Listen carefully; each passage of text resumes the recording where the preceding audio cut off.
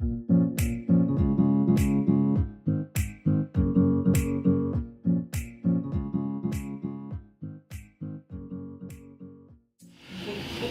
les propos introductifs, je peine à me rejoindre Mme Charlotte Palinowski, présidente de la CPME de Nouvelle-Calédonie, et M. Thierry Chevalier de la société Compinov, qui est fondateur des assises des paiements en métropole.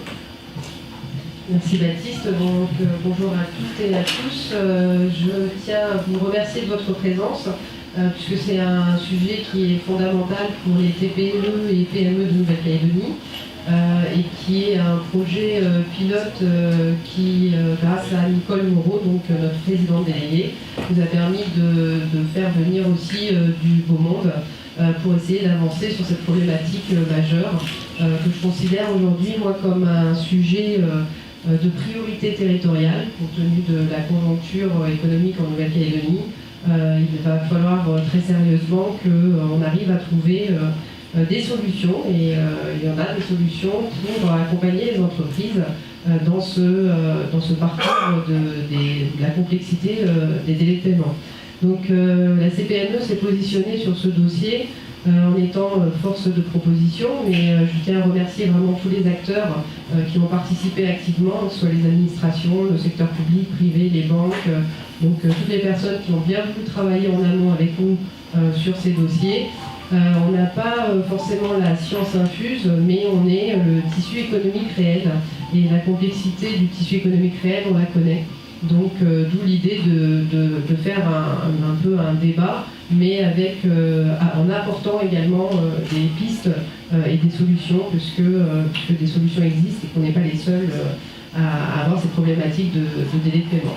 Donc je tiens vraiment à vous remercier. Merci beaucoup aux équipes internes aussi qui se sont données vraiment à fond pour essayer de faire en sorte que cette conférence soit le plus proactif possible.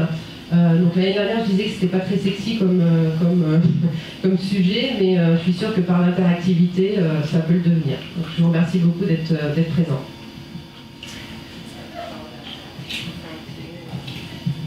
Oui, bonjour, Thierry Chevalier, je dirige un cabinet qui s'appelle Compinov, dont l'objectif depuis 18 ans est d'aider les entreprises à grossir.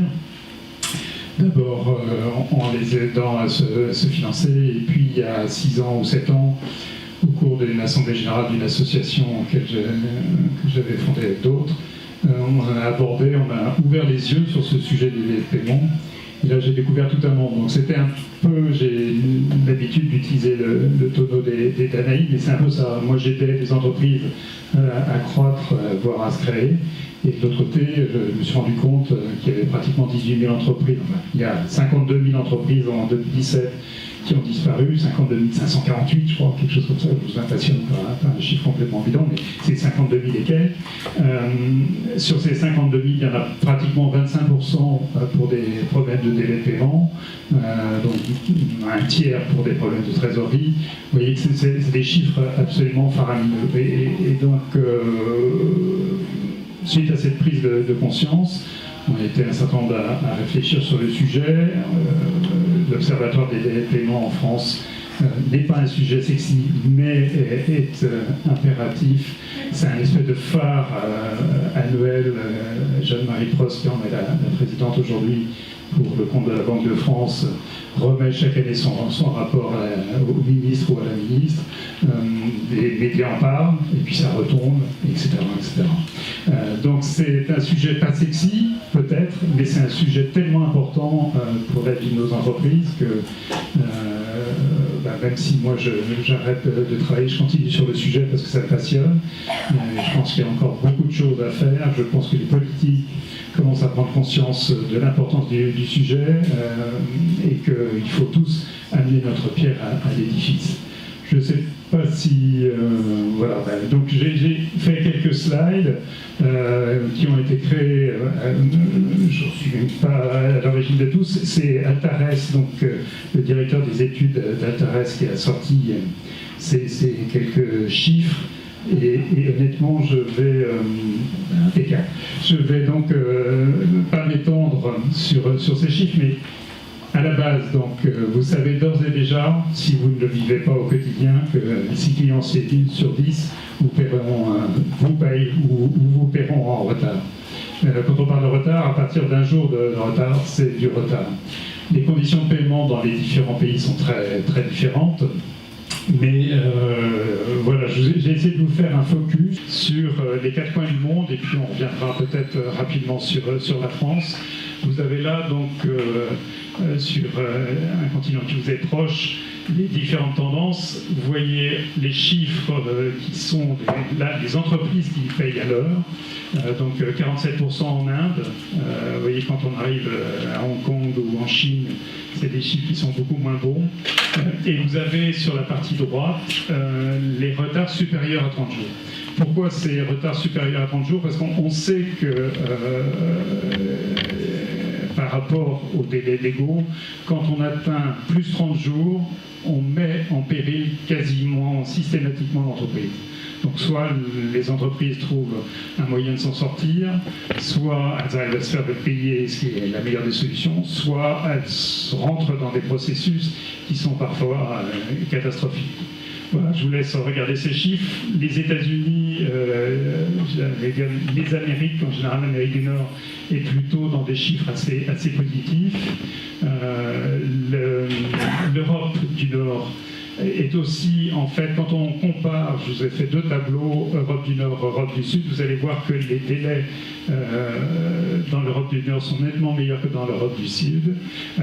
L'Allemagne étant numéro 1, et sauf erreur de ma part, la Hollande venant juste derrière. Donc on est là, vous voyez, à 66 des factures qui sont payées en temps et en heure. Je vous rappelle, c'est toujours par rapport aux délais légaux, ces chiffres. En ce qui concerne l'Europe du Sud, là, 6 clients sur 10 vous paieront avec du retard, donc 43%, c'est à peu près, ça s'améliore légèrement.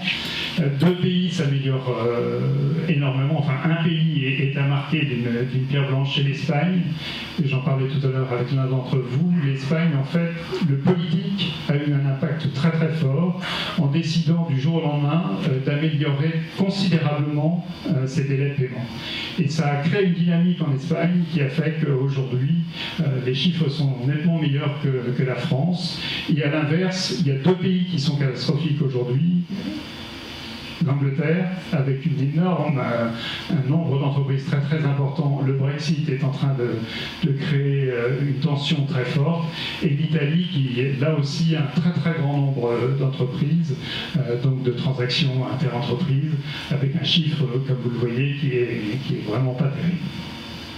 En ce qui concerne la France, on est aujourd'hui, donc, on a passé en début d'année 2018 le chiffre de moins de 11 jours de retard de délai de paiement. Alors, on se glorifie de ça, mais c'est plutôt positif, ça marque une pierre blanche. Vous voyez que l'Espagne est arrivée à 13 jours, l'Italie, comme je vous le disais tout à l'heure, ou l'Irlande, sont dans des chiffres qui font peur un petit peu. Et enfin, dernier slide, voilà une photographie sur une période pratiquement de 5-6 ans de cette évolution du nombre de jours de retard. On est passé donc à des sommets de l'ordre de 13,6 jours. Il est important parce qu'à chaque fois qu'on gagne un jour, on gagne 1 milliard d'euros. Alors je suis désolé, je ne ferai pas la conversion parce que je vais encore dire des bêtises, mais un jour de gain de retard égale 1 milliard d'euros. Donc ce chiffre, il profite au maximum à 80%, ce chiffre profite au PME. On est accueilli ici par la CPME. Donc, je voulais absolument vous sortir ce chiffre parce que ça donne un petit peu l'importance des enjeux. Et tout ça, c'est donc sans le concours des banques, sans rien. Donc tout ce qui peut se passer pour améliorer ces délais. Et vous allez voir aujourd'hui qu'il y a un certain nombre d'initiatives qui ont été prises aussi bien en Hexagone qui sont en cours grâce à Chérifa et toute l'équipe. C'est autant de financement donné aux entreprises et notamment aux PME. Voilà, je crois que j'ai donné les grandes lignes et effectivement donc le 10,7 jours c'était premier trimestre.